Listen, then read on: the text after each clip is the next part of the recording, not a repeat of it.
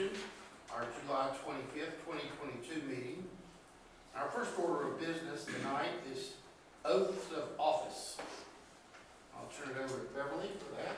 All right, thank you.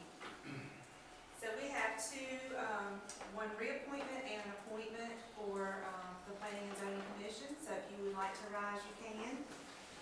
And give me your oath of office, and congratulations on your appointment. It's my honor to administer your oath of office tonight. If you would please raise your right hand and place your left hand on the Bible and repeat after me. And we'll start, we're going to do this in unison, but I'll pull each of you out for your name so you can say it. So I state your first and last name. Richard Parker, Charles Beasley. Repeat after me. Do solemnly swear do solemnly swear that I will support the Constitution that I will support the Constitution and laws of the United States, and laws of the United States, and that I will be faithful and I will be faithful and bear true allegiance and bear true allegiance to the state of North Carolina to the state of North Carolina and to the constitutional powers and to the constitutional powers and authorities and authorities which are or may be established for the government thereof, for the government thereof, and that I will endeavor and that I will endeavor to support, to support, maintain, and defend maintain, and defend the Constitution and laws of the said state, the Constitution and laws of the said state, not inconsistent with not inconsistent with the Constitution of the United States, the Constitution of the United States, to the best of my knowledge and ability, to the best of my knowledge and ability, and that I will well and truly execute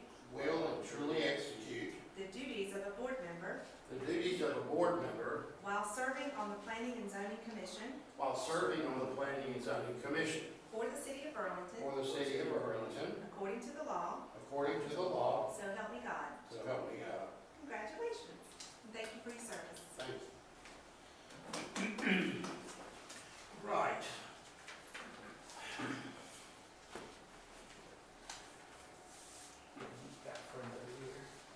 Our next order of business is introduction of the staff as well as roll call of members. So I'll ask Conrad to start with the introductions of the staff. Thank you, Chair Parker. Just wanted to introduce the staff to the new Planning and Zoning Commissioners and thank you for your reappointment and Mr. Beasley. You've got Jamie Lawson, our Planning Director. She has been responsible for overseeing the entire department. We also oversee code enforcement, the Geographic Information Systems Department, and community development. So there's a lot of different divisions that form the Planning Department, but as you all know, the Planning and Zoning Commission mainly functions within the Planning Department, planning, rezoning cases, etc. Then we have myself, Planning Manager. I'm specifically responsible for the Planning Division.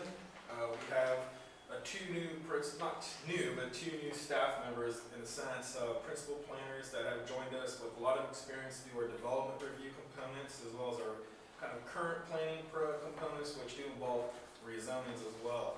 And then our planning office manager, Ms. Brianna Smith, has joined us from communications, and she's helping us out with our administrative tasks. You might be receiving phone calls, or if you haven't already, just to kind of check in with if there's anything that we can help you with, delivering of packets, etc. So just wanted to make sure that you guys see us, are aware of our presence, and if you have any questions, you can always reach out to us, and we're more than happy to help you. Would you like to say anything, Ms. Lawson? No, I think Conrad covered it. We're just excited on our new commission member and reappointment of you, Chair Parker, and just enjoy working with you guys and will continue to do so. And are always available if you've got any questions on items. Feel free to reach out to staff. Thank you. Do a roll call of members, please. Okay, we'll be doing a roll call, going off of current roles. Chair Parker, Present. Vice Chair Black, Here. Member Beasley, Here. Member Kirkpatrick, Present. Member Roan, Present via Zoom.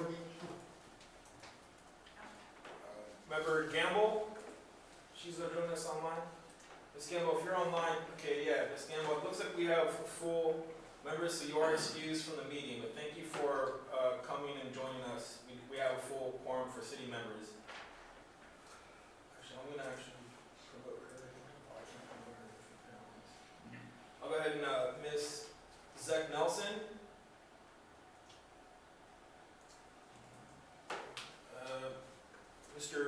Member Raynor. And I did receive information that Ms. Zach Nelson and Mr. Raynor were going to not be present today. Oh, let me see, there's Mr. Adi. I'll have to use this one, pardon me, so it looks like we have a quorum, sir. Okay. Our next order of business will be the election of the chair and vice chair. So I'll open the floor for nominations for vice chairman of planning and zoning. John Black. Second. I have a nomination and a second.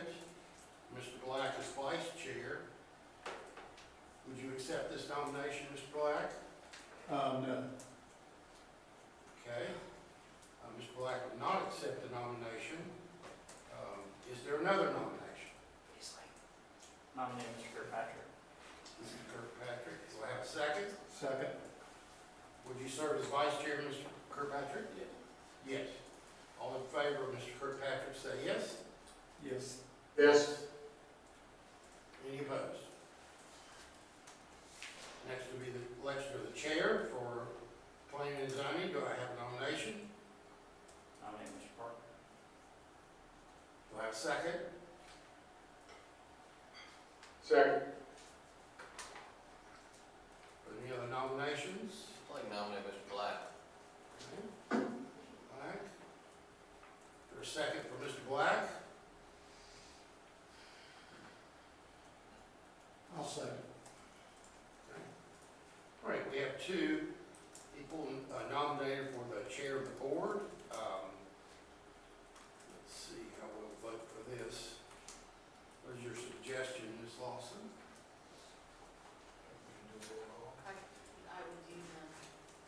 I would do the first motion and then the second motion Okay, and see which passes.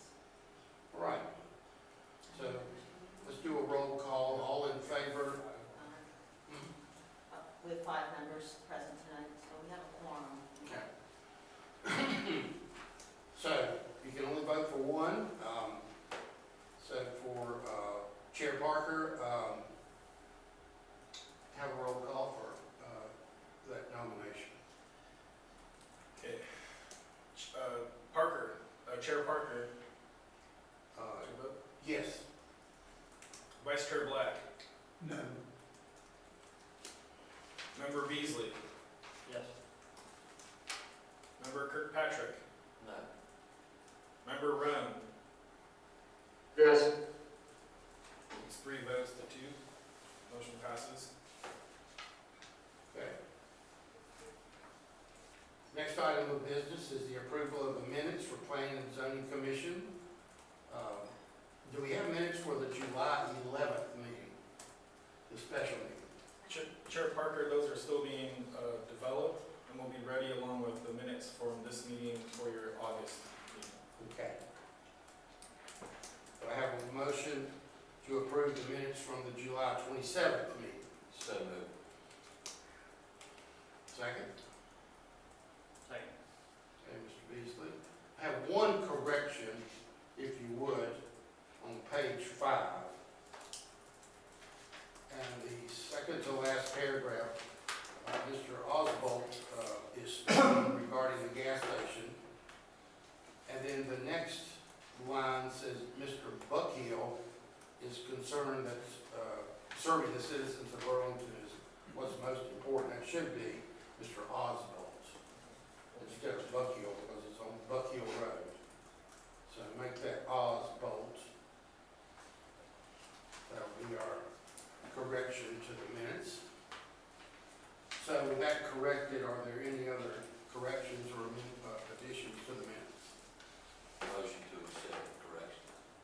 Okay, have a motion to accept. We have a second. Do I have a second? Second. Second, okay.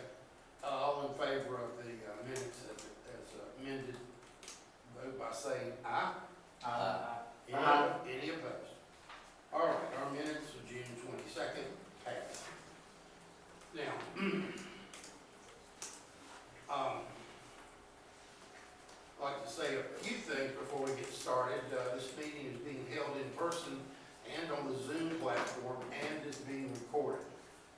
If anyone has any technical difficulties, they should contact Conrad here, and his number is 336-214-4515. Since we're on the Zoom platform, if you wish to speak on any matter, you can use the raise hand feature or press *9 if you're on the telephone. All people commenting to the commission tonight will be allowed 3 minutes. The commission is appointed by elected officials, and there's 5 regular members and 2 extraterritorial members and 3 alternates. 4 members constitute a quorum. This is a public meeting, so if you come to speak tonight, you will be given a chance.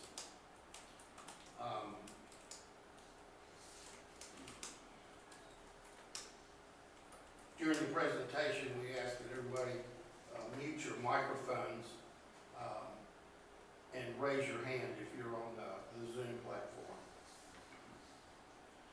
So our first item of business is rezoning 22-007, Mr. Nathan Burton, applicant, to present a request to rezone property zone medium industrial MI to be rezoned light industrial LI.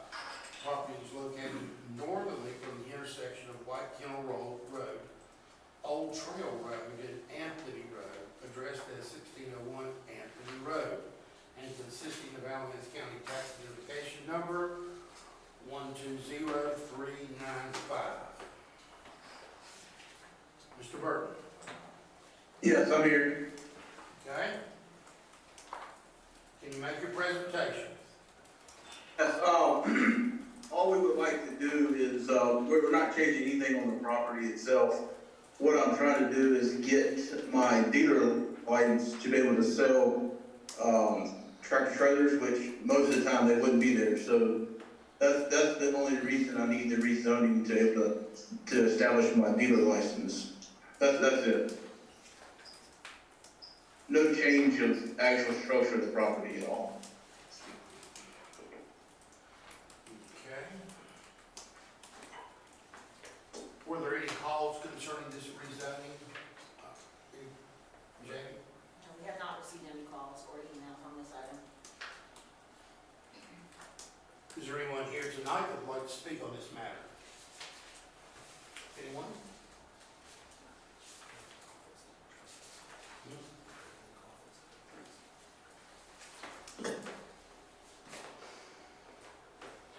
Is there any conflict of interest with any of the planning and zoning members? I have, You do? yes. They are, I don't have a financial stake in this, but they are dear friends of my home. We're way too close for me to be voting on this. Okay. So I don't feel comfortable because 4 still makes a quorum. Yes, sir. I would just feel comfortable laying out of this because I don't want anything to be skewed in any way, shape, or form. Okay, thank you, Mr. Kirkpatrick. So Mr. Kirkpatrick is asked to recuse himself because of personal friendships. Is there any objection to that? Mr. Black? Ms. Beasley? Mr. Roan? No objection. Okay, thank you. Are there any final questions from the commissioners? Anybody? Staff recommendation. That's next. Is there a recommendation from the staff? Okay, so staff is recommending approval with consistency statement sheet option 1. It is consistent with the general industrial feature and end use designation of the area. Okay. Mr. Chairman, Yes, sir, Mr. Black? I make a motion to recommend approval of the request to rezone property zone medium industrial to be rezoned light industrial. Property is located northerly from the intersection of White Kernel Road, Old Trail Road, and Anthony Road, addressed as 1601 Anthony Road and consisting of Alamance County Tax Identification Number 120395. My motion is based upon the consistency of the proposed rezoning of the comprehensive plan and that the future land use map in section 4 land use of the comprehensive plan calls for this area to have general industrial uses. The request is compatible with the adjacent industrial use. This action is reasonable and in the public interest in that the comprehensive plan calls for industrial use in the area. The request is compatible with the existing zoning and land uses in the area. Is there a second? Second. Any further questions? Cast for a vote. Let's have a roll call, please. Chair Parker, I vote in favor. Mr. Vice Chair Kirkpatrick's recused. Member Black, I vote in favor. Mr. Member Beasley, vote in favor. And Mr. Roan, In favor. motion passes 4 votes to 0. Okay. Next item of business, Mr. Jerry McGinnis, applicant, to present a request to rezone property zoned medium-density residential, MDR, and general business, GB, to be rezoned to general business limited use.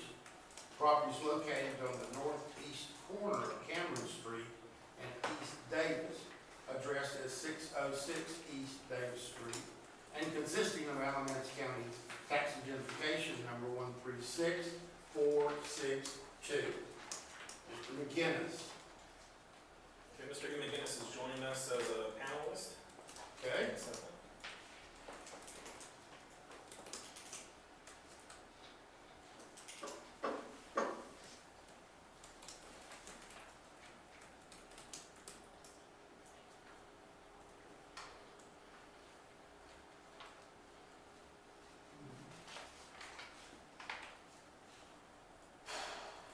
Is he there? Yeah, looks like he's muted. Adi is the CEO of Care Partners, and he would like to explain how we plan to reuse this building. Adi, can you hear me? Yes.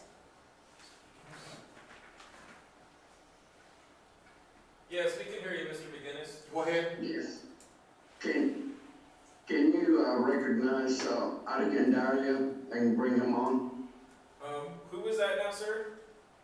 Adi Gandaria. Yes, I'll go ahead and put him on.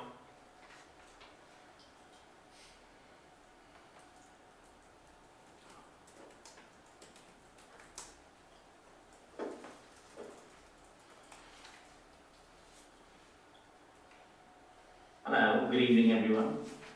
Good evening, sir. Thank you for letting me in. I would like to make 3 comments. One, we intend to use this property in line with the master plan as well as what's been approved for this area in the past. Obviously, it was institutional, and we are looking for part business, but in line with what the city has shared with us as allowed uses for this area. 2, in terms of having a pediatric facility that supports kids with autism, this is going to be no different in the way it conducts business, as was the child care facility that the church was running. 3, the sanctuary, as we have requested, we intend to have limited use restaurant, either a breakfast place like Betty and Bo's or 321 Coffee that employs kids with developmental delays, or a high-end restaurant that is open in the evenings. Eventually, that is what our goal is, to be able to reuse this facility.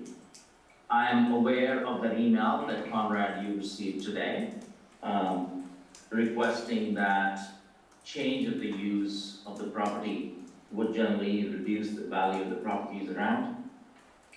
We disagree, we respectfully disagree. We believe that the change of use is in line with what the kind of traffic that is already in that area. In fact, we intend to make it more organized. And two, anytime a coffee shop or a neighborhood bakery comes in, it enhances the value of the neighborhood. Anytime a high-end restaurant that's only open for dinner comes in, and I'm just, we did some research after getting that email. McNinch House in Charlotte, all over the place, Plaza Midwood area, the restaurants generally have enhanced the value. While I respect the person that sent that email, I would like to reiterate that we intend to bring significant value to the area. We are asking for nothing more than what is being allowed in the neighborhood, in the sense that half the block is commercial and half the block is zoned residential. And so, we think that overall we will enhance the value and not take away from it. Jerry, do you want to add anything to it? I think you covered it very well, Adi.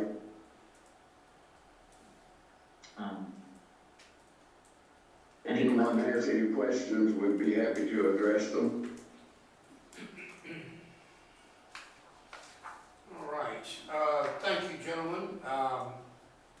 Before we get too far into this, anybody have any conflicts of interest on this item? No. Okay. What'd you say, Mr. Rowan? I said no. No, okay. Mr. Beasley? No, okay, Mr. Black. Right, are there questions for the applicant? Mr. Chairman, Yes, sir? since the applicant opened the door, about it being a pediatric autism, what will the hours of operation be?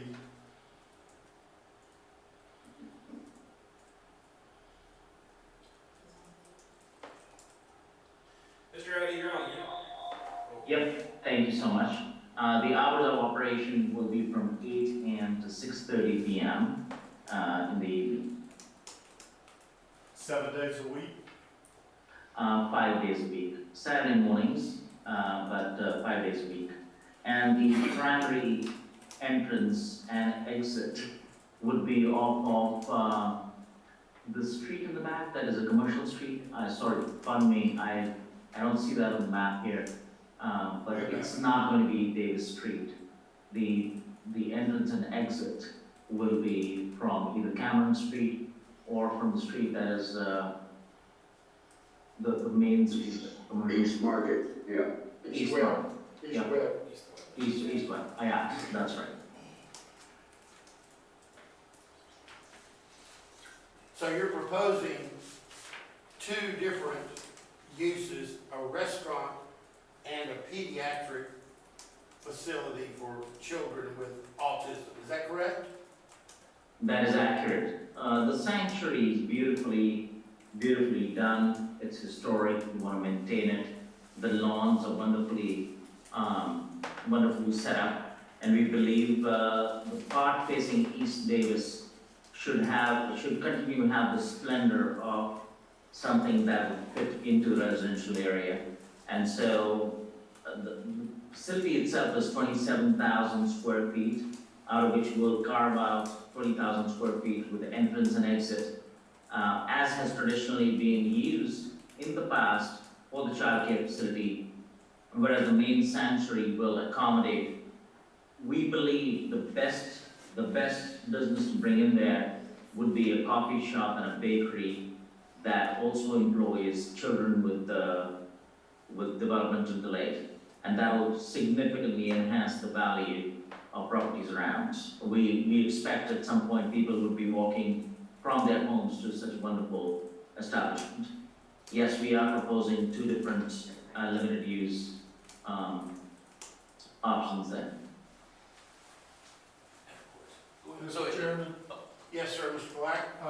since we've opened up the restaurant, what will their hours of operation be?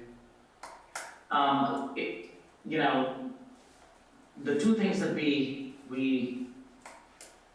committed ourselves to was obviously add to the community in general, by providing these services that are not available to the community. And two, add value to it. Our research has demonstrated that either early in the morning with the bakery that closes at about 11 or noon in the afternoon or 2 in the afternoon would be ideal. Or two, a high-end restaurant that's only open from Wednesday through Saturday or Wednesday through Sunday in the evenings, starting at about 7 and finishing up at about 10 or 11 would be ideal. We don't yet know, so I do not want to mislead the planning board or the council in any way, shape, or form. We do not yet know, but we have a few restaurants and a few businesses that are like-minded, that work with the kids with developmental delay, that we will be engaging with. Mr. Kirkpatrick? The service that you're providing to the developmentally delayed, children, is this a medical type service, or is this a day facility where they can come and develop skills? What exactly is it? It's a day facility. That's a very good question. It's a day facility that our clinicians, and we have several clinicians. We have board certified behavior analysts, psychologists, licensed psychology associates, speech language pathologists, physical therapists, occupational therapists that work with children with developmental delays, primarily kids on the spectrum, kids with autism, who we work with, and they generally spend 4 to 5 hours a day, 5 days a week with us, up to 20, 25 hours a week with us, with primarily focused around skill enhancement. How many staff and how many A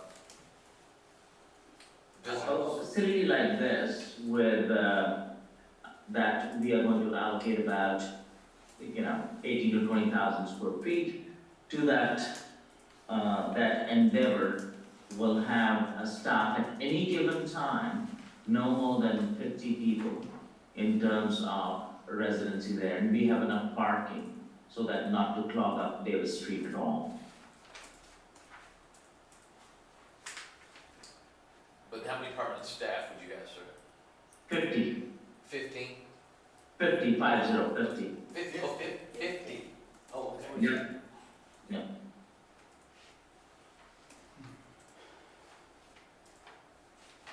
What about handicap accessibility? How would a person get to the restaurant from the parking lot? Well, the good news is the sanctuary and the rear part, which was being used for childcare, both are ADA compliant and handicap accessible. There are ramps to both of those. They're already existing in it, and we will obviously comply with ADA. We are governed by the Centers for Medicare and Medicaid that requires us to be ADA compliant. Okay. Did you have a neighborhood meeting to discuss this with the neighbors?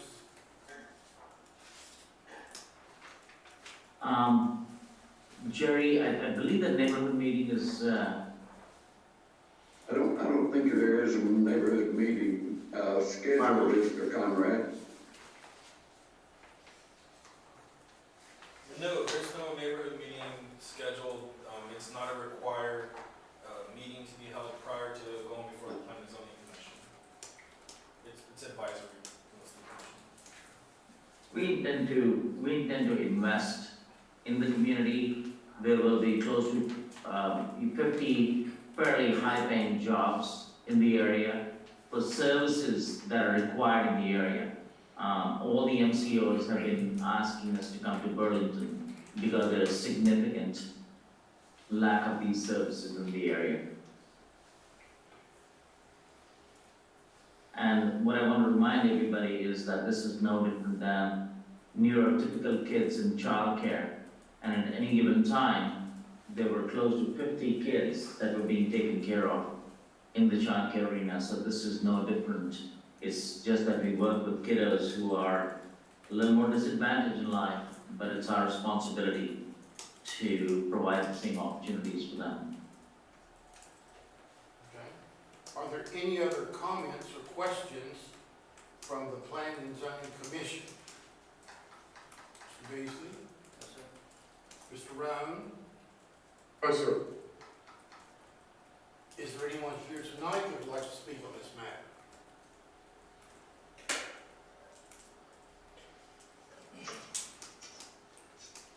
There's someone on. Chair Parker, there is someone raising their hand on Okay, the Zoom. well, let's recognize the raised hand. Okay, Vicki McDaniel, I'm gonna go ahead and bring you on as a panelist. If you can state your name and address for the record prior to addressing the commission.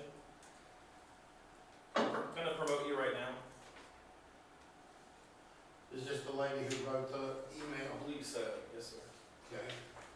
Are you there, Ms. McDaniel?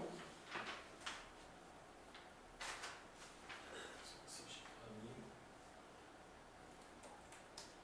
unmute. Can you hear me? Yes, we can. Okay, I had put a question in. We are familiar with autistic children. We have one in our family, well, in each side of our family. We know other people that have them. We also know that they can run away, they can be very destructive. So will these children be outside of the property? And if so, how often, how many children will be with a person taking care of them? You know, what are the likelihoods of damages happening?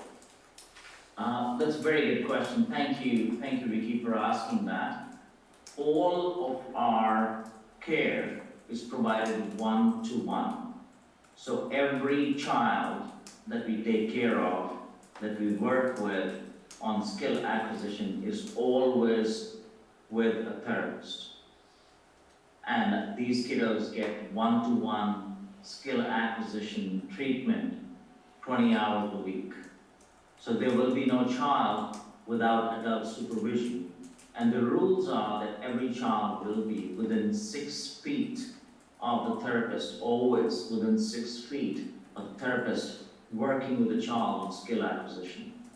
Whether it be language, whether it be daily work. So that's one. Two, we intend to have very good fencing around the property, especially on the backside of the fencing. Backside of the property to be able to prevent any kiddos from being able to escape. Our responsibility is significant, our accountability very high, and we take that very seriously. We have 27 facilities, 11 of them in pediatrics in North Carolina, and have never had an incident where a child has been destructive outside of our facility while in treatment with us. So the age range is important, I believe. Yeah, and we work with kiddos from age 2 to age 10. And what about the fencing? What kind of fencing will that be? Will that be aesthetic to the neighborhood? Yes, the backside fencing around, what's the street again? Webb Avenue. Sorry, Market Street? Is it? Webb Avenue. Yeah, so while you know, the property currently has chain link fence, that is not what we intend to use. We will intend to use contiguous, you know, wrought iron fencing around on the back side. On the front, we do not intend to use any kind of fencing and continue to make the grounds, the church's beautiful grounds and a park, make that available to the neighborhood.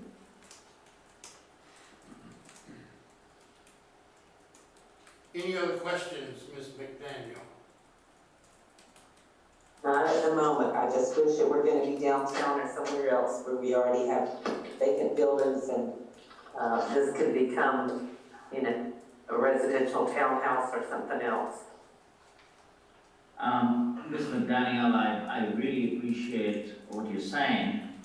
2 or 3 things. One, the church has been for sale for a while, and we believe we add value to it, rather than letting a significant piece of property right next to your residential area going into disrepair. That's one part of it. 2, for these kiddos, the childcare facility that also already exists at the church, it's almost like a gift from neurotypical kids to neurodiverse kids. You know, that facility has served kids who are going to do great things, and I think it's almost a gift to kids that require a little bit more help.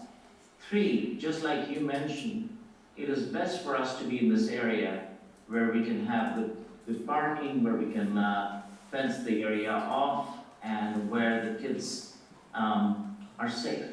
Kids are safe, families are safe. They spend some time with us. And, you know, generally downtown areas do not offer that. So I appreciate what you're saying. I really appreciate your support as well. And I can assure you, we take our ownership of these properties very seriously. We've done that in Gastonia, in Belmont, in Salisbury, in Concord, in Apex, and we've added significant value to the neighborhoods. Will the exterior change very much? Not facing the East Davis, but on the back end as well. There's no reason for us to change that except for we intend to add significant landscaping and fencing on the backside. I think the grounds are a pleasure to look at, and they should remain the same. Ms. McDaniel, to confirm, is your address the 607 East Davis? Yes, we're directly across from the church. Thank you. Any other questions, Ms. McDaniel? Not at this point. Thank you for joining us. Now, commissioners, are there any other final questions before we hear a staff recommendation?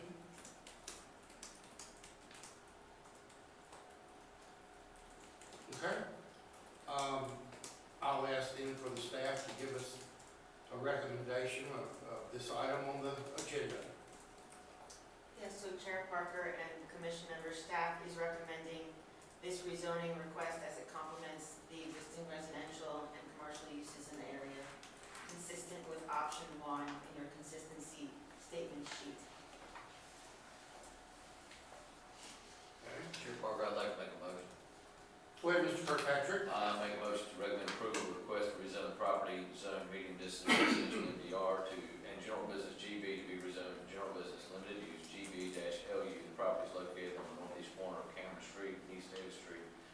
Addressed as 606 East Davis Street, consisting of Alamance County Tax Identification Number 136462. The motion is based on the consistency of the proposed rezoning with the comprehensive plan in that future land use map in section 4 land use of the comprehensive plan calls for this area to have traditional residential uses. The request is compatible with the adjacent residential and commercial uses. The action is reasonable and in the public interest in that the comprehensive plan calls for residential and commercial uses in the area. The request is compatible with the existing zoning and land uses in the area. Is there a second? I'll second it. Mr. Rowan seconds. Jamie, I ask if you would do a roll call, please. Sure. Or Conrad, either I one. got it. Okay. Since you addressed me. Yeah. Go ahead. All right, Chair Parker. In favor? Okay, Vice Chair Kirkpatrick, In favor? Member Beasley, In favor. Member Black, The restaurant has me bamboozled. I'm not in favor. and Chair Member Roan. In favor. Motion carries 4-1. Thank you, gentlemen, for being with us tonight. Good luck on your movement on to City Council. Thank you so much Yeah, thank you. for having us.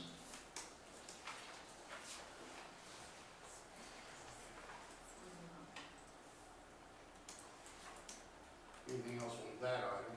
No. Okay, item number 7, rezoning 22-010. Mr. Johan, I'm sure I messed that up. How do you pronounce that one?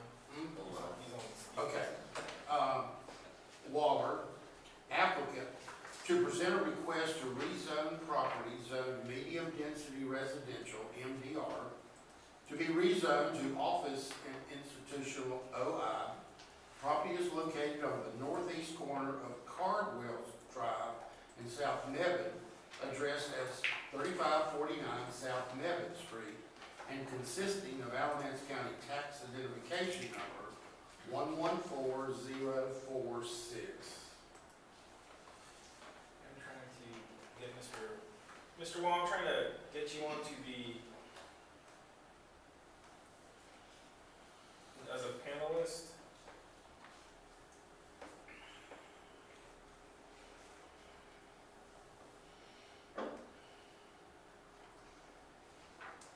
Good evening. Thank you. We can hear you. Go ahead with your request, Mr. Waller. Okay, I'm Jahan Waller with J.C. Waller and Associates. We are the civil engineers, the civil engineering firm for the applicant. And our address is 7L Dundas Circle in Greensboro, here in the state of North Carolina.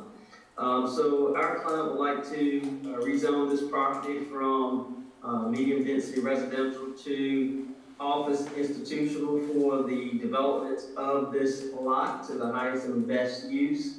And this particular lot is currently wooded, and that's pretty much all they would like to do right now. Okay.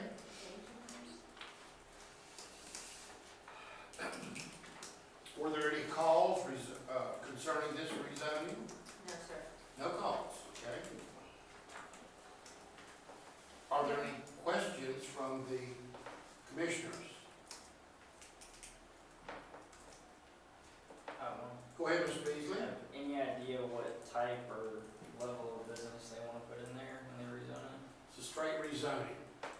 So, this is not limited use, it could be anything in O&I. And you have a chart in your packet, 4-4, which has O&I under the commercial. And it could be anything from a boarding house to a triplex to a multifamily dwelling, adult daycare, it's all listed there. An auditorium, college and university. So anything in that O&I zone would be allowed unless he wants to share with us what he plans to do. But it's straight rezoning, and so we don't know what he wants to do yet. So I can provide additional details. So my client plans on doing a daycare at this facility. So it'll be some type of institutional type use child care facility. Okay, that narrows it down. Which would be consistent with the surrounding development with the adjoining school, which is in that high density residential zoning district. Okay. So would the idea be that children from the school could walk over there after school for after-school daycare? Is that what you're planning, or something like that, or? Yes, that is what they are planning, and they do have buses that they use to pick up children from various schools to bring them to the site for after-school care. Okay. All right. Does that help, Mr. Beasley? Yes, thank It does help, doesn't it? Okay. Are there any other questions initially from the commissioners at this time? Anything? I don't think there's any conflicts of interest here, are there? I got one, Richard. Okay, Mr. Parker, Ms. Ryan, go ahead. question for the applicant. Do you have an idea of how many clients this facility would serve? Right now, we're looking at the ballpark of between 100 and 120 students. Thank you.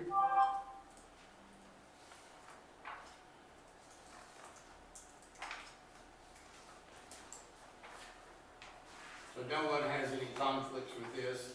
I'll ask now, is there anyone here tonight that would like to speak to this matter? Yes, ma'am. I'm We Margaret finally have a Hanson. taker. Please step to the podium here and give us your name and your address. I'm Margaret Hanson, 2702 Cobside Drive, Okay? which is directly across from this lot. I have a little problem with the fact that it came to the board without an actual plan. I would like to know 100 and 125 children in that area.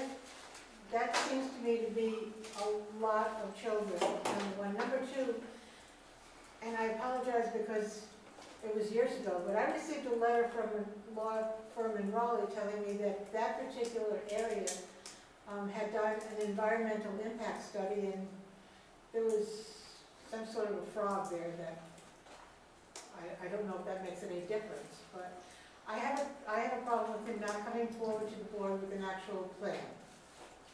That's it. Thank you. Thank you.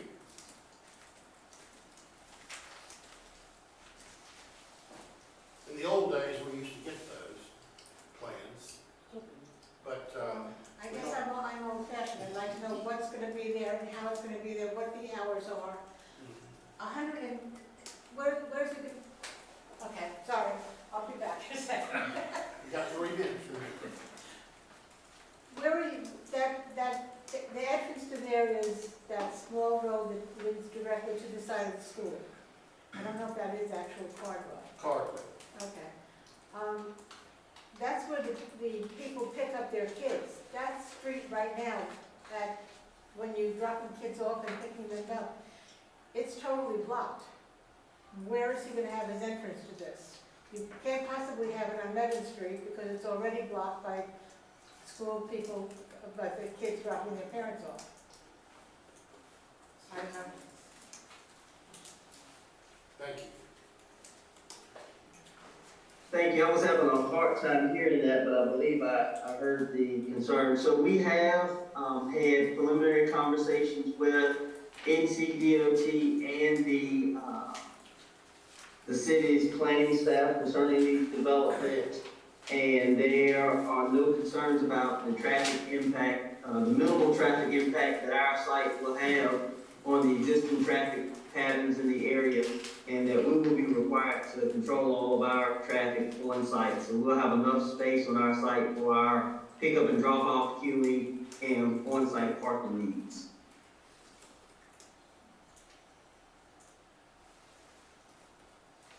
Are there any other comments from anyone here tonight?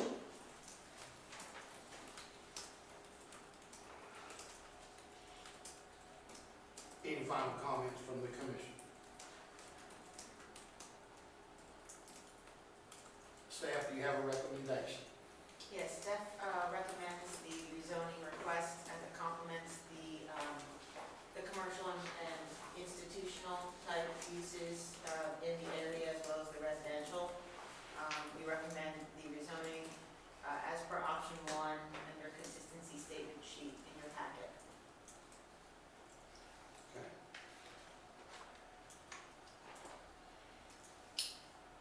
Is there a motion? Mr. Chairman, Yes, Mr. Black. I make a motion to recommend approval of the request to rezone property zone medium density residential, be rezoned to office institution. The property is located northeast corner of Caldwell Drive and South Melton Street, address as 3549 South Melton Street, consisting of Alamance County Tax Identification Number 114046. This motion is based upon the consistency of the proposed rezoning with the comprehensive plan and that the future land use map in section 4 land use of the comprehensive plan calls for the area to have suburban residential use. This request is compatible with the adjacent residential and commercial uses. The action is reasonable and in the public interest in that the comprehensive plan calls for residential and commercial uses in the area. The request is compatible with the existing zoning and land uses in the area. Second. We have a motion and a second. Would you have a roll call, please? Conrad? Chair Parker, In favor? Vice Chair Kirkpatrick. In favor. Member Beasley. In favor. Member Black. In favor? Member Roan. In favor. Motion carries 5 votes to 0, unanimous. Thank you, Mr. Waller, for being here with us tonight. Thank you for having us. Thank you. Okay. Our last rezoning item is rezoning number 22-011. Ms. Mandy Cliff, applicant, to present a request to rezone property zoned office institutional to be rezoned to general business, limited use, GBLU. Property is located on the westerly from the intersection of Meadowwood Drive and South Church Street, addressed as 3158 South Church Street, and consisting of Alamance County Tax Identification Number 112884. Is Ms. Cliff here or online? Yes, I am here online. Thank you very much for having me. Go ahead and make your presentation, Ms. Cliff. My name is Mandy Clift. I'm the architect representing the client. I'm with J. Hyatt Hammond Architects, located at 301 South Elm Street in Greensboro. Our client has purchased property that was used as a bank and has an existing drive-through. He would like to utilize the building as a restaurant, which would currently be allowed in the OI occupancy. However, he would like to utilize the existing drive-through feature as well. So we're asking for a limited use rezoning in order to utilize the existing drive-through. So we would be a restaurant with drive-through.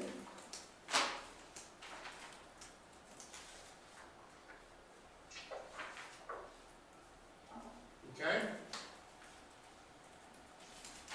Staff, were there any calls concerning this rezoning? No, sir. Okay. Are there any conflicts of interest with Yes. any of the members? Yes. Mr. Kirkpatrick? I would accuse myself. Why? Yes. I know the owners. And look, I don't want anything to be misconstrued, because you're a friend of mine and I'm close with you, that I'm not gonna do that. Okay. You have a lot of friends. Good for you. All right. Chair So, Parker, yes, so I just wanted to clarify, we didn't receive any calls, but we did get some questions. We did, sorry, correction, Chair Parker, so we did receive some calls from neighbors in the area, but no written comments were submitted to staff. okay.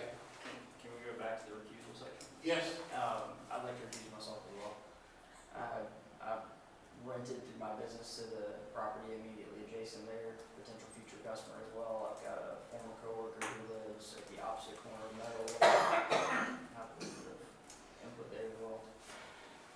No financial benefit, but same situation.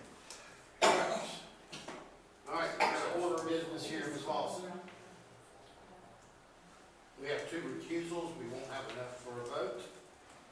We'll have to pass this on to city council without any recommendation, I'm afraid. Unless we're able to get one of the alternates on. We can Well, try. they haven't heard the presentation. I mean, I just, what's your opinion, Vice Chair? Mr. Black? Mr. Chairman, I've always been under the opinion that the refusal was based on monetary gains or something that, Financial gain. yeah, financial investment in this. Personal, and the question is, can a person vote without that stigma of friendship? Because Lord knows, I mean, you know, that being the case, you might as well step down if you're gonna be friends with everyone. I mean, I'll let you. no, I'm just saying that I'm trying to remember, the rule, law according to recusals, and I keep thinking that, just because you're a friend, unless you can say, I cannot vote because I don't trust that I will be able to, you know, vote honestly based on friendship. Because, I mean, you know, we're all gonna run into friends being on here. And if you don't have a financial interest in it, I don't know that you can recuse yourself. I really don't. I mean, I can't remember enough of parliamentary procedure right off the top of my head, but I do believe that there's a fine line, and that line is pretty much financial. Well, and I agree with you wholeheartedly. It's the level of friendship. You have folks that you're very close with, and then you have friends. And when you cross that line, to me, it's a perception. And I don't ever want anyone to ever say that, you know, you've been a part of their life for 40 or 50 years. Well, I don't know who it is. It may be somebody that I'm a personal friend with. I don't know. Well, I mean, there is no financial deal with this at all. So I was just doing it from a perception standpoint. Jimmy, are you looking something up under? I'm gonna try, Thank sure. you. Mr. Roan, any thoughts? If there's no financial connection, I don't see a problem. Well, that's the way I've always understood a conflict of interest, that it has to be a financial, Then I will unrecuse myself then. Okay. That would be my recommendation too. Okay. Not for you to unrecuse yourself, but if there is not a financial interest or gain associated with it. There's not. There is. State that, and then it's clear. And then the commission should, vote to accept him coming back to do the case, in my opinion. Because he voted on the refusal previously. okay? I don't think we voted on recusal. It was just, was there any conflict? There was a motion. Oh, okay. Yeah. Okay. So is there a motion to unrecuse Mr. Kirkpatrick? So moved.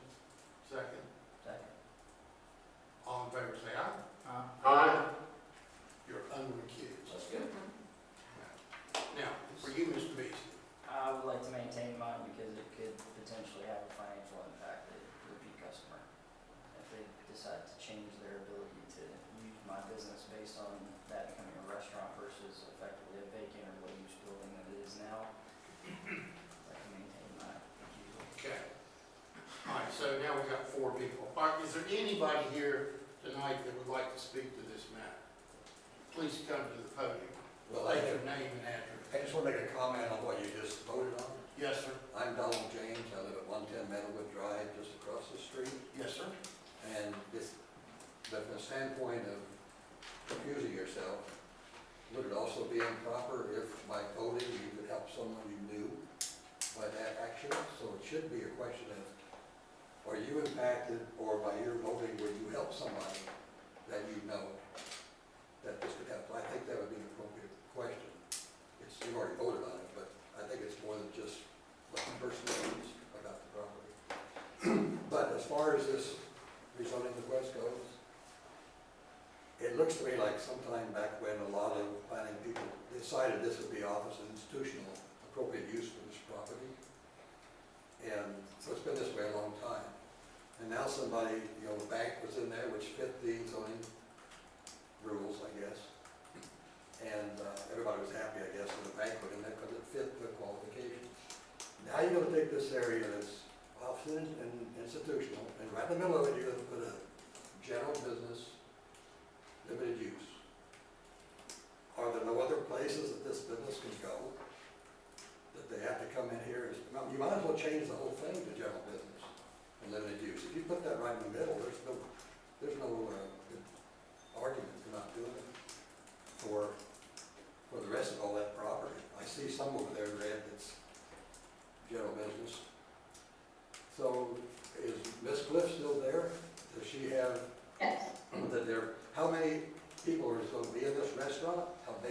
facility, how many people it hold? Okay, thank you for your question. The facility, the building itself is going to remain, and in the current zoning, the building can be changed to a restaurant, which is the goal of the owner. However, the general business limited use, the reason why we're only going for a limited use rezoning is because the only thing that we want is to utilize a drive-through with the restaurant, especially with COVID and takeout. We feel like that's a real benefit to patrons. As far as the number of people, of course, the building code, the building's not sprinkled, so it will limit the number of people, but also our parking spaces. We're limited due to the number of parking spaces. So we're expecting to have around 80 max seats in the restaurant. And what kind of a restaurant would you compare this to? Is it like a McDonald's, or is it more like a vintage table? It is not going to be a fast food restaurant. The owner has purchased a local restaurant and wants to put a second location, so this would be a second location. So it's going to be more of a friendly family restaurant. You know, the idea is to be able to serve the families in this community. Yeah. In all due respect to your client, I think this is just a case of where a building is available to be sold and the person that wants to buy it can put a restaurant in it. And I'm not in favor of it. You can go 1,000 feet either way and there's no restaurants there on South Church Street. Go ahead, sir, come to the podium, state your name and address, please. My name is John Wadiak, 105 Meadowwood Drive, which is across from Mr. John James. And as you well know or don't know, that was R15. And I fought it almost twice or three times. And the board, like you guys, rejected it 3 times.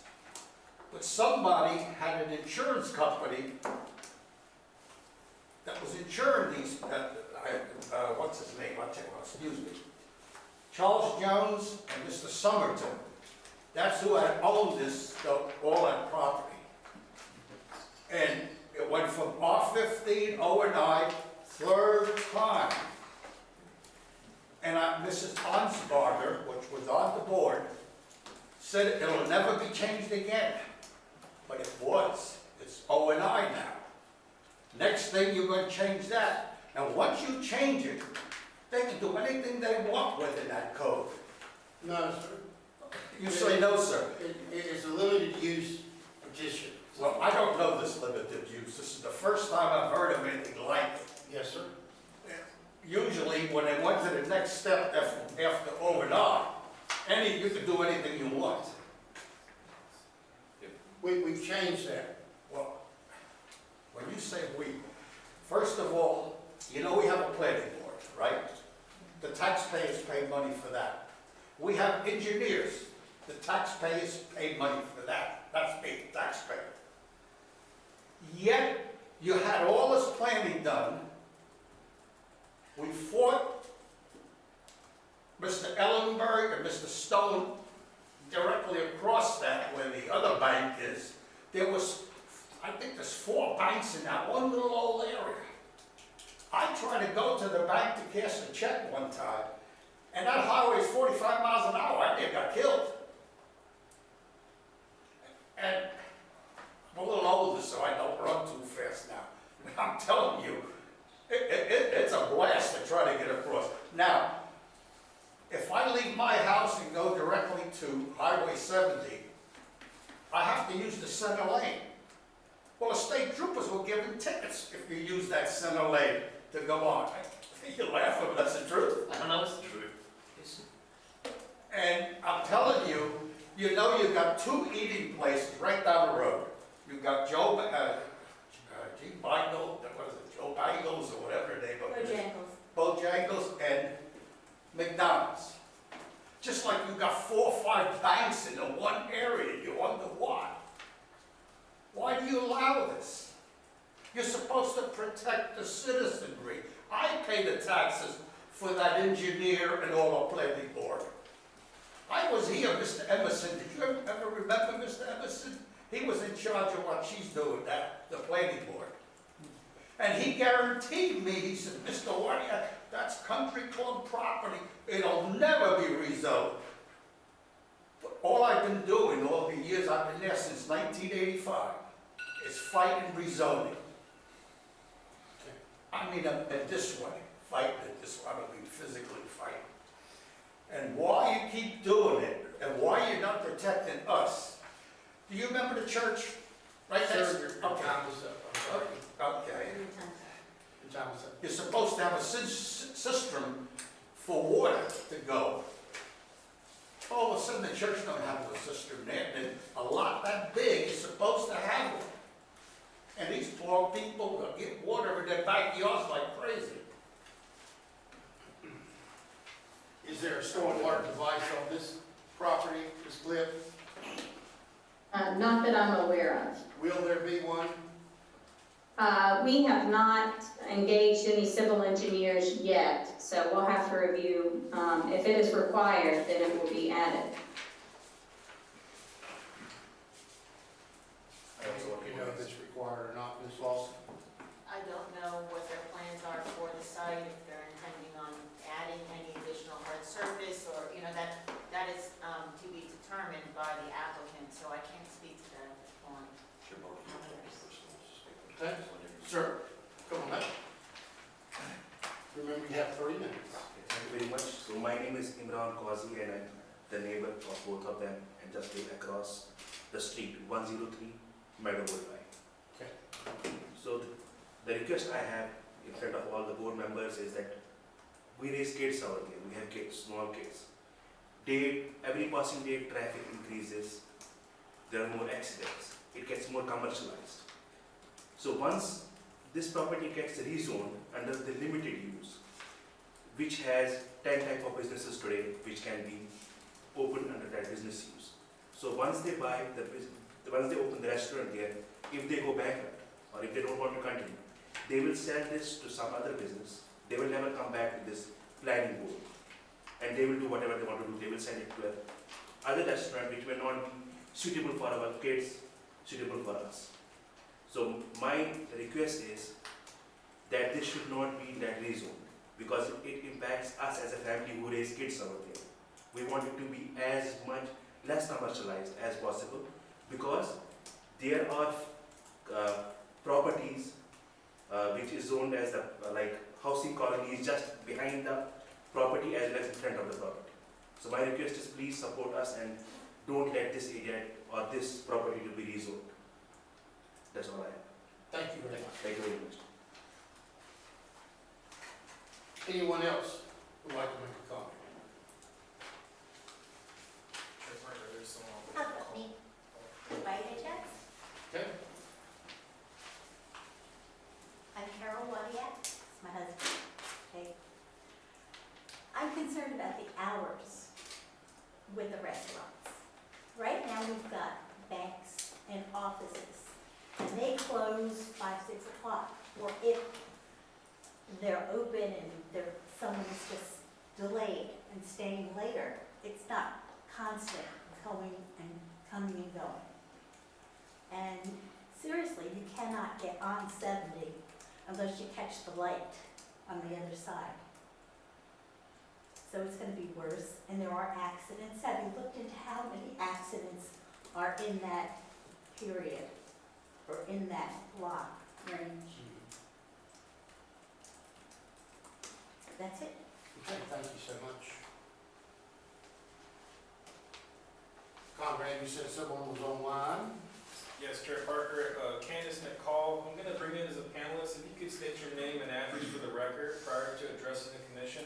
Thank you.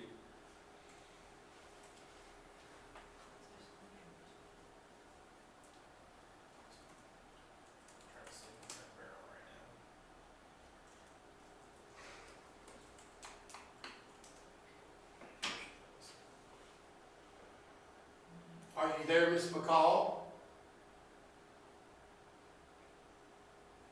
She's muted.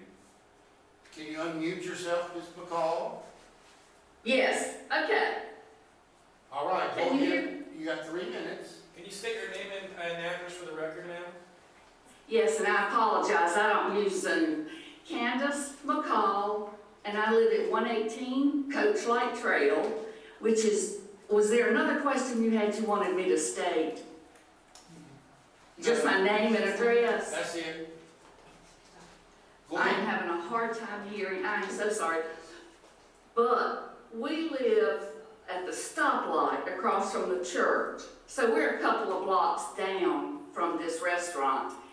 And I've been working also with, like these other guys have around here, on the rezoning. So far, we've gotten several things canceled because we really want to keep this a neighborhood. And we were never told that O&I had restaurant in it. Is that true? When we did it? Owen, this is Jamie Lawson, planning director. So O&I does have a restaurant. Their request is to change the zoning to general business to allow for a drive-through. O&I has just a sit-down restaurant that's allowed under the current zoning. Well, thank you. We were not aware of that. But we live by the creek. And is there going to be any more paving around the bank for this restaurant? Any extra pavement going down? Thank you for your question. And I do want to add that the intent is to also have indoor seating with the restaurant, but we just want to utilize the existing drive-through. As far as additional paving, I can't say for sure one way or the other until we review the design for the drive-through. However, the intent is not to add any extra paving unless it's going to be required to install a drive-through. Okay, that's our concern. Thank you for your answer. Because this creek floods a lot. I even questioned why they approved the housing down here. We moved here about 30, 35 years ago, and we haven't had like a problem coming to the house or anything, but the more and more pavement we get around here, we don't get the good drainage in the ground. And I've been working with the city on this for many, many years to try to keep pavement away. But we are, like I said, totally against a restaurant. Also, I want to tell y'all, they were right. I could barely hear the other speakers, but they're right about the traffic. Highway 70 is a race lane. It is awful. It's scary almost to get out on it, and I don't see how cars are gonna stop and turn and go into a drive-through. I think you really need to get someone out there and check that out, because you're gonna have more accidents, I think, than you realize. Let me see, what else is that? Okay. At the lot, okay, this is my next question. I'm sorry, I've got them written down. Does this mean all the other lots that are available on Church will go to general business? Ms. McCall, your time is up. I'll let the planning director answer your last question. Okay. Well, so their request is only for this lot, so each, so their request would just be for this property here, and if another application came in, it's looked on its own merit. There's no, precedent set for rezoning requests on one site versus another. Okay. All right. Thank you, Ms. McCall, for your comments. Have we gotten the recusal thing straightened out here? Yes, And I believe we're square. okay. So now we have 4 people to vote.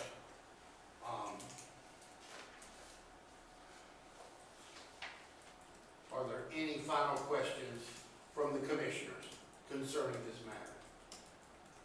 Mr. Black? Okay. Do I have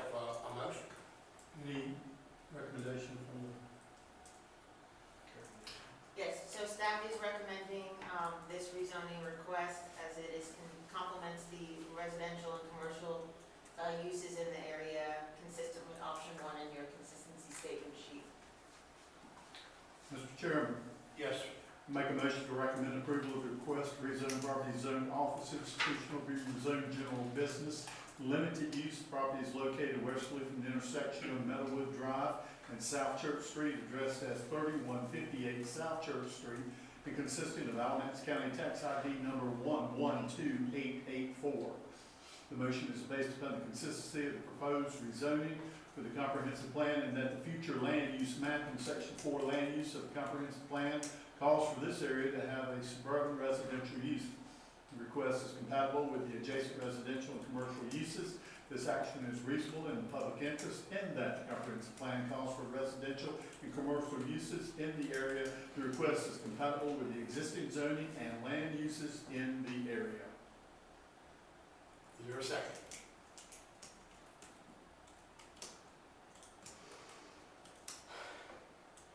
Second. Conrad, would you call for a vote? Yes. Chair Parker, I vote no. Vice Chair Kirkpatrick, In favor. Member Black, In favor? Member Roan. Didn't hear. Mr. Roan, can you please, cannot hear you, sir. I think I might have lost his audio. I guess, can we do a thumbs up or a thumbs down, sir? Okay, that looks like a yes. Thank you. Motion carries with three. Mr. Beasley voted?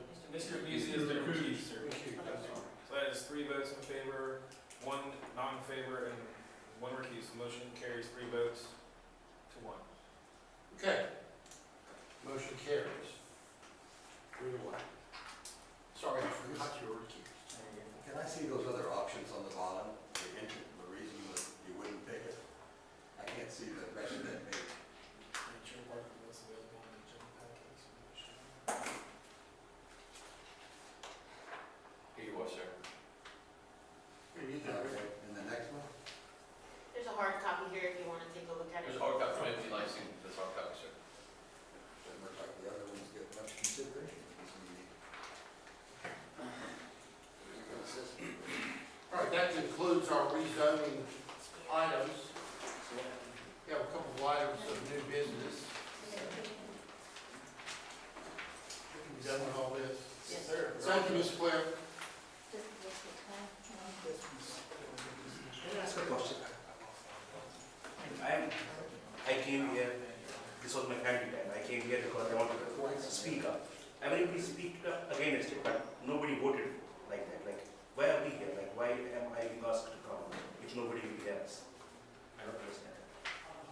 We're just an advisory committee of the city. We don't get paid anything. We just advise. But why are we here? Why am I here? It's a public meeting. Understand it's public. If nobody hears me, why am I here? All the people who were here, they spoke against this, but you didn't listen to us. I voted no. I'm talking about the board. There's a public hearing that will follow up on this. No, I understand that one. Yeah. The city council makes the final decision. We just advise, and three people voted for it. I voted against it. I understand. And he couldn't vote for it. He couldn't go either way. I'm not saying. So it's a mixed bag here. I mean, even if I'm not here, it doesn't matter because nobody listens to us. Maybe you listen to us. You mean nobody listens? Of course we listen. I don't think so. I'm sorry about that. Anyways, thank you very much. Thank you. Your vote is recorded. Thank you for your opinion. We appreciate it. And your vote is recorded, and it's reported to the city council how we voted, and you'll be in the minutes. All of the people that said they didn't want it will be in the minutes. Thank you very much. And anyone has the opportunity to speak tonight, and also at the public hearing for the rezoning item, which will move forward to city council. I wish I had. The item will be renoticed and advertised for that day. I wish that we could have an opportunity to be listened than to speak. Like, that's more important. If I speak and there are no ears to what I speak, it becomes difficult. You understand? customer, like, I had money, somebody supported me, I'm happy about that. But my understanding, I'm first time in this meeting, so my understanding is we'll come here, we'll make a case, like all of us neighbors, we don't want this to happen. And people will listen to us and they will probably make a judgment based on what we spoke, what it looks like. I understand that you are not getting paid, that's fine. Thank you very much, though, it's like. Thank you. Thank you for coming.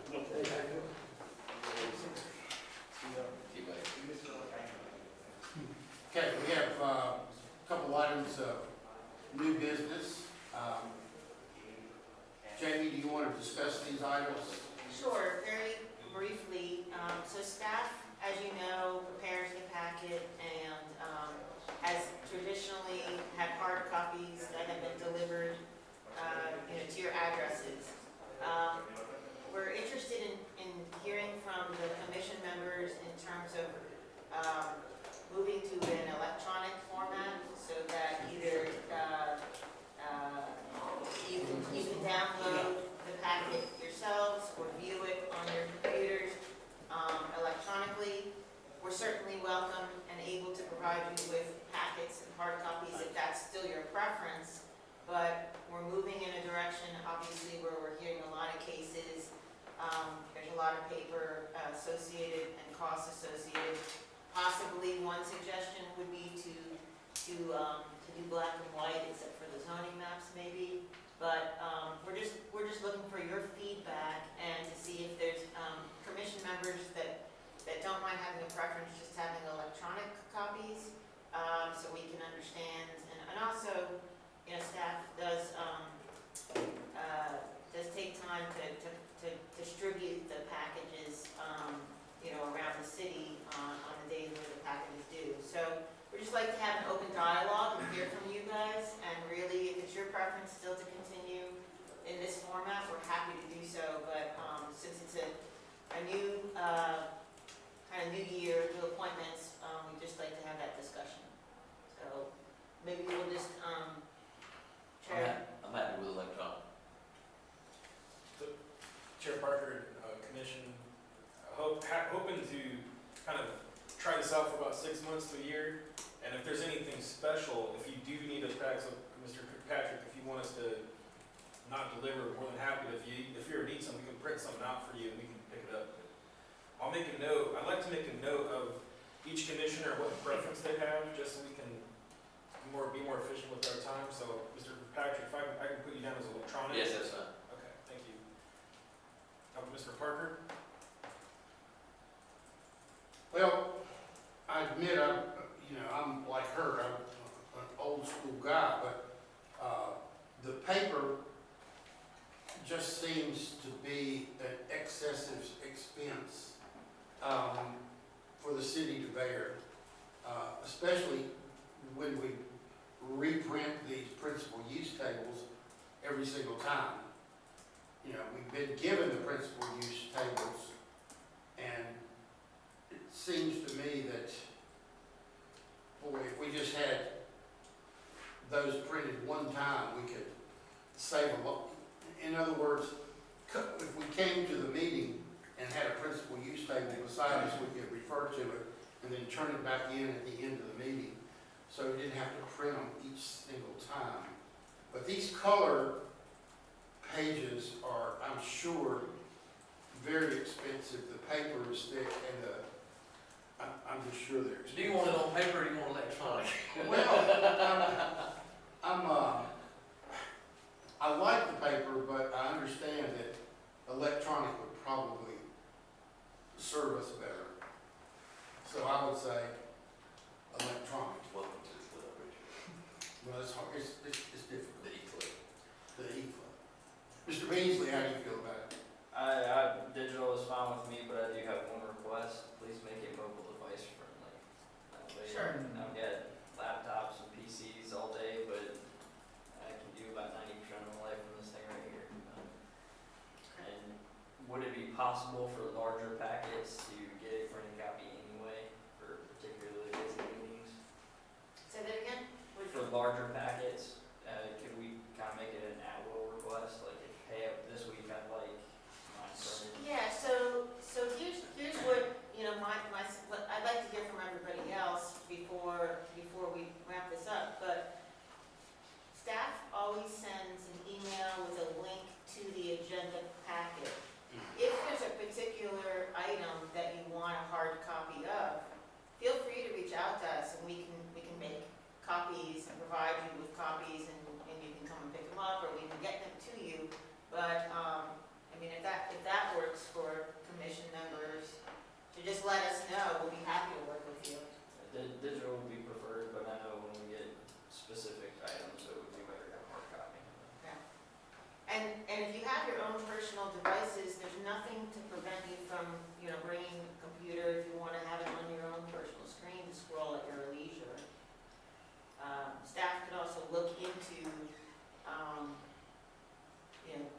is for the commission, if that's something, okay. I want a hard copy. I'll make it very simple. The principal use table, if you just reference the page, that You're good. is for that particular use. I know that in the past, when we had big plats and stuff, we passed that cost on to whoever was asking for the rezoning. And I had no problem with doing that on the printed copy. But I'm kind of like Richard in that I don't think we need the principal use on every one of them. Okay. That just seems like a tremendous waste. And since we have our own UDO, if you just reference the section where that applies and then print me out everything else, I'm good. We can certainly do that. So what I'd like to propose is, oh yeah, Mr. Roan. Let's see if we can I'll just. let Rich, can you hear me? Yes, sir. Go ahead. I prefer paper, but I can live with, online. So, in the interest of saving the city budget, because we're a big hole in the budget. Yes, online. So if I could recap what I heard, Chair Parker, members of the commission, it sounds like Mr. Parker, Mr. Kirkpatrick, Mr. Beasley, and Mr. Roan are fine with electronic submittal, and Mr. Black will get you a hard copy, and any at will, we can always print for you all, and then we'll have a principal use table. Rather than print it for each item, we'll put it at the front of the agenda, so it'll just be printed out once, or be put out forward once, and then reference it in the UDO, just to save paper for the hard copy prints. Now, let's try that And we'll idea for. have Bree reach out to the rest of the commission members too, so that we know what their preferences are. Thanks for trying this method, and if it doesn't work, we'll make adjustments, but thank you. I'm just gonna go on to the next item. Go ahead. Chair Parker. So there was a question about the local historic overlay district amendment, that will be going to the city council for a public hearing on August 16th. It was discussed at a work session earlier this month, and public hearing will be August 16th.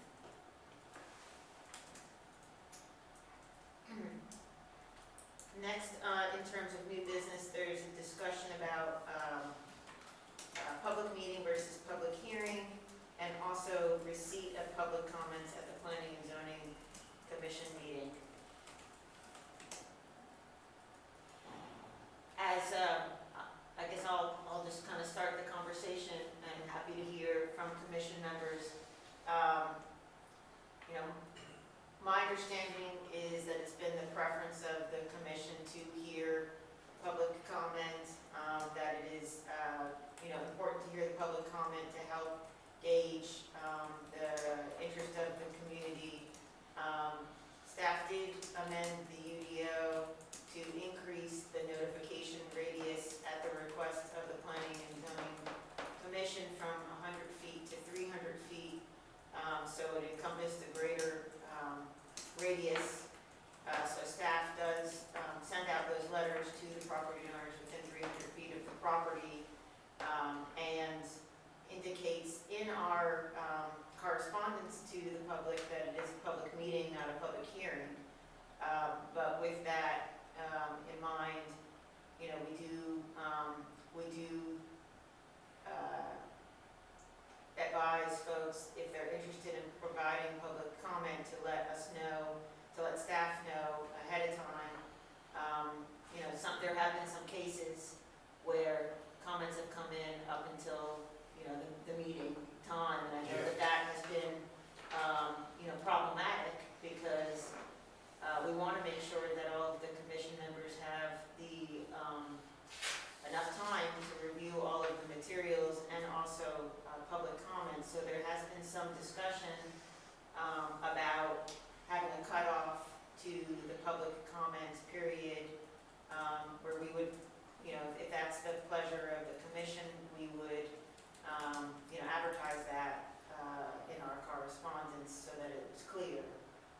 But we brought this topic up because we, given the cases that we've had recently, we wanted to just have an open conversation with the commission members and hear, your input on what your feelings are and make sure that we're moving it, staff is moving in the right direction. Well, I will say that I have thought a great deal about what Mr. Black said a couple of meetings ago, that we don't have to have this as open public meeting and hear comments. I've thought about that a lot. And like this gentleman said tonight, what's the point of us coming if you're not going to hear us? And I think we do seriously listen to the people, but we normally go with the staff recommendation. That's usually what we do in most all cases. So if we're going to go with staff recommendation, what good is it for the public to come and make a comment? I'll answer that question, Mr. Parker. This is a public meeting, not a public hearing. The city council meeting is the public hearing. Now, you're absolutely, my contention has always been that, TAC, when these commissions meet or when these groups get together, they don't have public comments coming in. They make their decisions based on the information they've received. We hopefully make our decisions based on what we've read and gotten from the staff. The only reason that the public, is there as far as I'm concerned is if I have a question that I want to pose, I want to glean some information from the public, I have the ability to ask a question. But that's why they would be here, only to help us gather some additional information. But if they want a public hearing, they have that with city council. That's right. So if they come, they may speak if they are asked a question. I mean, that's what the UDO, we talked about, well, here's what we used to do. Well, yeah, we used to do a lot of different things before the UDO came in. Well, the UDO set it up. I asked that question the night that, what's his name was here. I read the UDO, it said it's a public meeting, not a public hearing. He agreed, he was pretty adamant about that. Now, the public has the right to speak to the city council in a public hearing. If they want to be here, we let them know that there's a public meeting going on. If they show up and perhaps I want to question them, James wants to question them, you want to question them, then fine. If we don't want to question them, if we're good to vote on the information we've received, and I trust the staff, that's their job. So, that's why I always reiterate this, what is the staff's recommendation? Because, that's their job. So that's just my opinion. That James? I tend to agree with Mr. Black. Not that the opinion is not, to me, we're land use. Does it fit? And it's good for the city of Berlin. Those are the only two questions that I really ever ask myself. Does it fit? Always your question. And if it does, then the answer is always yes. And if it doesn't, then there may be an extenuating circumstance that for some reason that doesn't make it fit. Then it's a different answer. Maybe the staff doesn't have the job. I mean, they don't understand the job. And I would say probably 97% of the time we're willing. Yep. So. Mr. Roan, you have an opinion? I agree with Mr. Black that, yes, we are a public meeting, and if the public appears at our public meeting and we have things that we need to find out that we're not hearing, then we can ask someone who is there, but we're not obligated to let them speak. Mr. Beasley, I know you're new.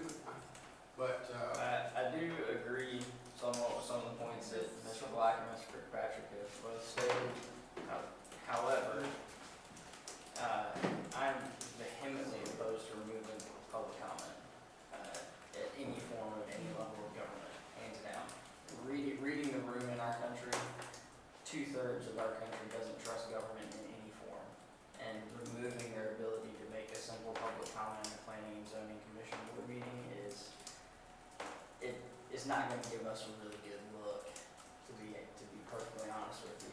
And I know we generally go with staff, and I love Burlington City staff, but I'm not always gonna necessarily vote that way. So, all that being said, I do agree with what they stated, but I'm not okay with removing public comment. I think that would be a tremendously bad idea long term. Okay, there's your comments. So Chair Parker, may I respond to some of the comments? Sure. So, just a matter of procedure, when we do public noticing, we are currently, at the request from the commission, we are posting properties that are scheduled to be heard to the commission. So this requires our streets division to make signs, so we have actually, this was about a year ago, we made special signs to notice the public when we posted the properties. So I just want to kind of bring some of the logistical components to what I'm hearing, and I want to make sure I get the correct direction going forward. So we have increased the radius. We are sending letters. This can involve anywhere from 5 letters to a couple hundred, because we want to make sure that the residents of Burlington are made aware of your public meeting. I will anecdotally suggest that a lot of the comments you're hearing here from the public, I think we've had a lot of success with implementing. Maybe we have to think about strategies of having a maximum amount of time that someone can address the commission. But I would suggest that much of the public comment provided here does benefit city council. It does also help folks prepare for their public hearing when council does take action. And my own professional experience in the planning department is that an opportunity to be given wholeheartedly to the public to speak on any item that's before the commission, the Planning and Zoning Commission. It's not an official public hearing, you're correct. But I would encourage the path that we're going on, and I think we can remedy some of the back and forth that might have been occurring in some of our meetings. We have to give ourselves a break also. We're now in person. You know, we've been doing a lot of our meetings on Zoom. I know the Board of Adjustment was meeting in person, but it's a different board. So maybe it's a matter of us looking into the policies of how the meetings operate and to continue to encourage public participation, because there's a lot of moving parts. We put a lot of paper out there, and we have folks on boots on the ground who are posting signage. So with that being said, if that is to change, I would greatly appreciate that, so that we can prepare for our August meeting and our strategy. If I need to let the streets division know about no longer having to post properties, and to change our letters, to change the verbiage so that citizens are coming here, and it will be confusing to them, that they are maybe asked to participate or ask the question. I think it's a lot to ask of.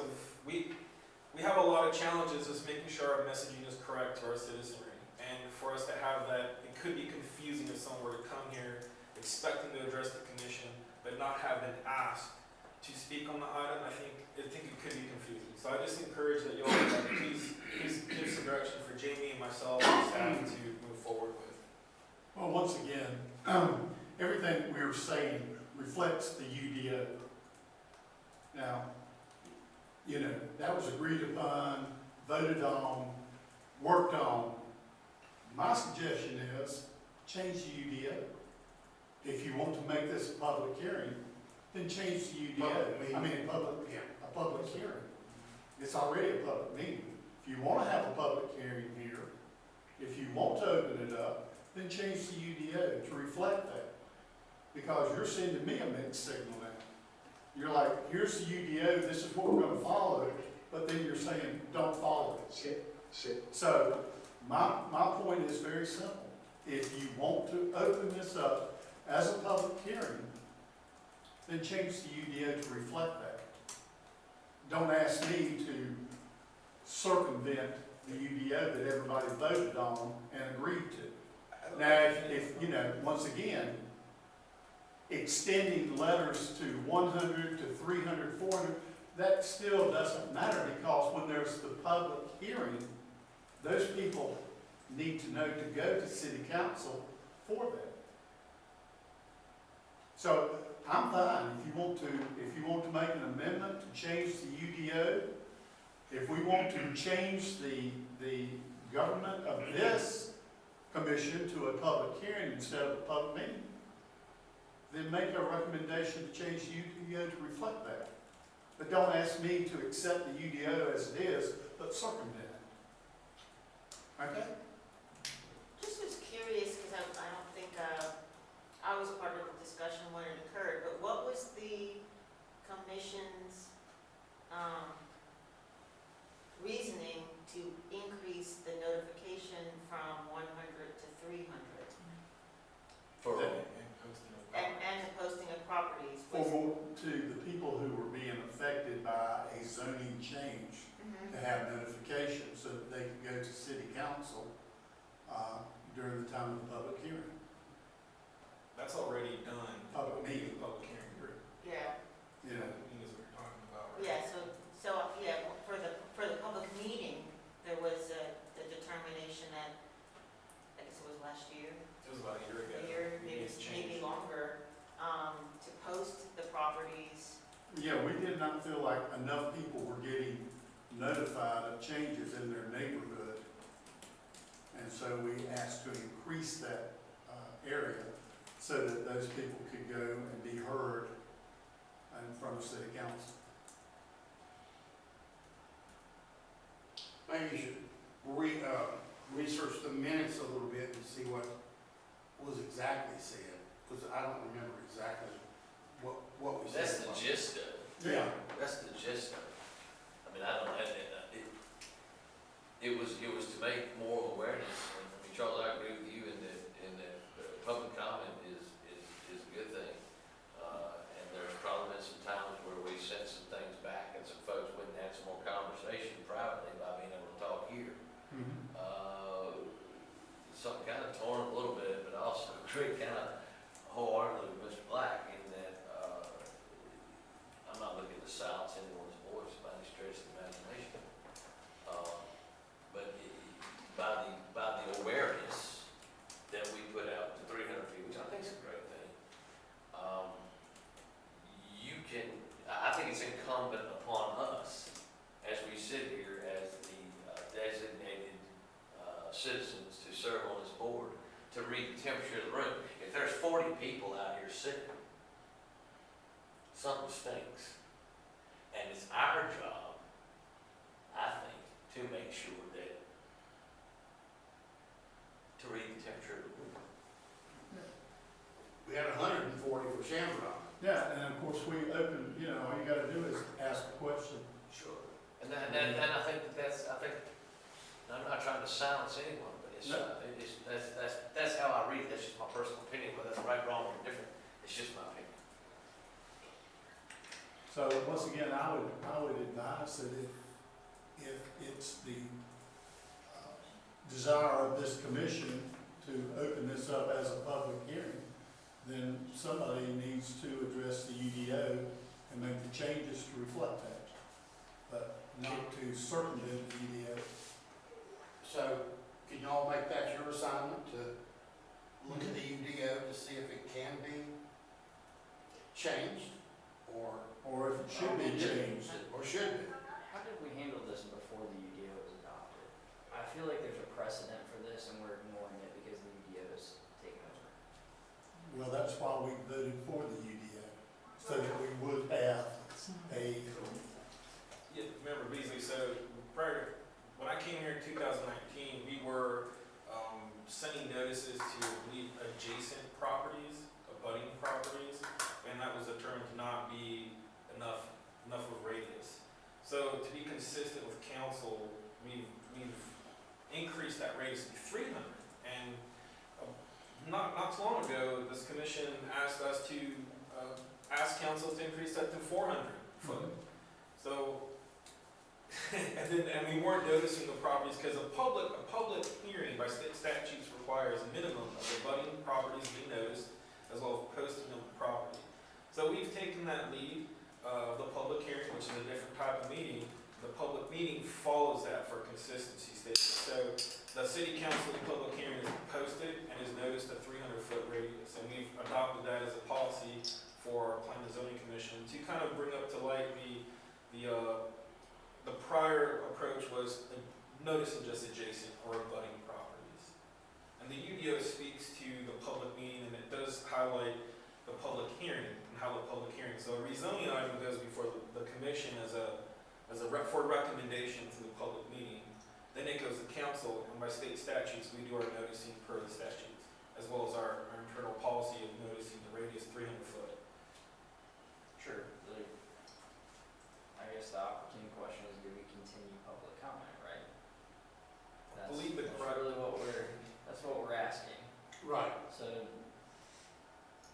I mean, what was, and again, my question, I guess, still stands, what did we do prior to the UDO? Not about notification, but public comment. I think P&Z Yeah, has always I had, think they've always had. we've always had public Yeah. comments. I've been on this commission, I don't know, we've been on Mr. Black 10, 11 years, Yeah. and we've always had public comment. If it's survived multiple formats that are in wide use across the nation, why get rid of it? Why do what? Why get rid of it? Why drop public comment? What's the point? Why make that change now after however long it being, Well, that's why we're talking about it. somewhat effective? That's why we're talking about it. And I don't think we're gonna make a motion and a vote tonight. No. We're just chatting about it to see what staff, I mean, they ask us, and, we're telling them. I feel obligated to, ask if anyone in the room has something to say. But I agree with Mr. Black, it's not required, and should we keep doing it? Should we keep doing it? And I'm gonna let staff research the UDO. I think Mr. Black's got a good solution to check the UDO. Yeah. And if the UDO says, you got a comment about that? No, well, no, I was just listening to you. I think that, I think to further Conrad's comment earlier, I think that, staff does understand where you're coming from in terms of, in some of the cases, there's been an excessive amount of emails and phone calls, and I can definitely see that there would be a benefit to help from our perspective, even from staff's perspective, so that we can have a cutoff time to get you the information, in an efficient, effective manner.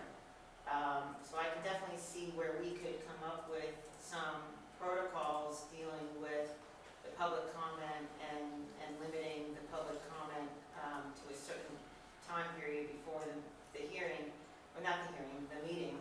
I think City Council does the same thing. But I am a little concerned about,